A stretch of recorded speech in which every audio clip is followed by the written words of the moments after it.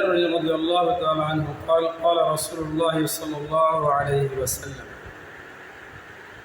ابو ذر رضی اللہ تعالی عنہ کہتے ہیں نبی اکرم صلی اللہ علیہ وسلم نے ارشاد فرمایا یا ابا ذر لأن تغدو فتعلم آیۃ من کتاب اللہ، اے ابو ذر اگر تو صبح کو جا کر ایک آیت کلام اللہ شریف کی سیکھ لے، خیر لک من ان تصلی 100 رکعات، تو نوافل کے 100 رکعات سے یہ افضل ہے۔ وَلَأَن تَغْدُوَ فَتَعَلَّمَ بَابًا مِّنَ الْعِلْمِ،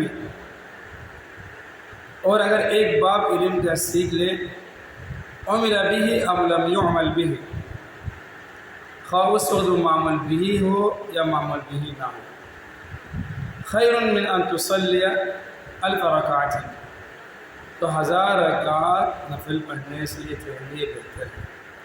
عن ابي ذر رضي الله تعالى عنه قال قال رسول الله صلى الله عليه وسلم يا ابا ذر لأن تغدو فتعلم آية من كتاب الله خير لك من أن تصلي 100 ركعة، ولأن تغدو فتعلم بابا من العلم عمل به أو لم يعمل به خير من أن تصلي 1000 ركعة، رواه ابن ماجہ بإسناد حسن۔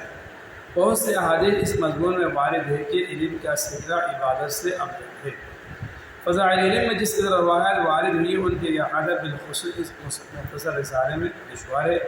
نبی اکرم صلی اللہ علیہ وسلم کے ارشاد ہے کہ عالم کی عابد پر فضیلت ایسی ہے جیسا کہ میری فضیلت تم میں سے ادنا شخص پر۔ ایک جگہ ارشاد ہے کہ شیطان پر ایک فقیہ 1000 عابدوں سے زیادہ سخت ہے۔